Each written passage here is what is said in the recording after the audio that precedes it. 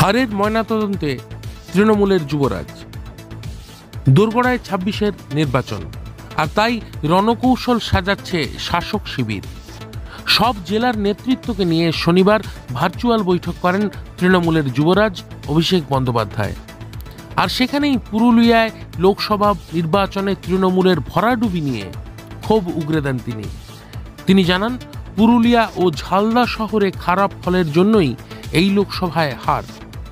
তুলনামূলকভাবে ভালো ফল করেছে ঝাড়গ্রাম লোকসভার অধীনে থাকা বান্দোয়ানের বিধায়ক রাজীব লোচন সরেনকে এজন্য কৃতিত্বও দেন তৃণমূলের যুবরাজ অভিষেক বন্দ্যোপাধ্যায়।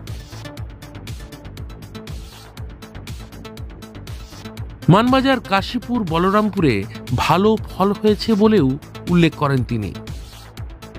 আমি মনে করি পুরুলিয়ার খালি দু একটা বিধানসভায় যদি আমরা ভালো রেজাল্ট করতাম, বিশেষ করে টাউন এলাকাগুলোতে, আমরা পুরুলিয়া লোকসভা জিততাম।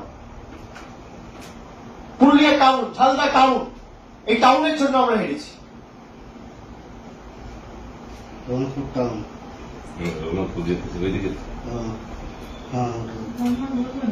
পুরুলিয়া বিধানসভা 274টা বুথ, তার মধ্যে 162টা বুথে আমাদের হারের ব্যবধান 50-এর বেশি।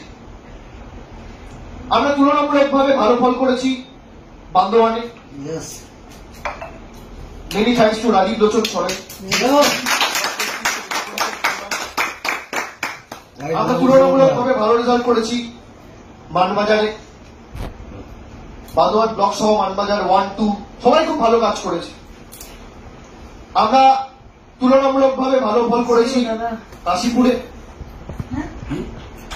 আমরা তুলনামূলকভাবে ভালো ফল করেছি বলরামপুরে।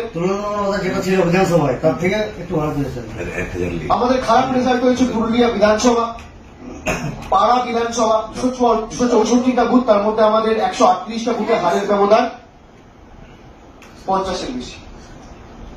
এবার আসি উত্তর দিনাজপুর। লোকসভা ভোটে পুরুলিয়া ও ঝালদা শহরে দলের মধ্যে হয়েছে অন্তর্ঘাত।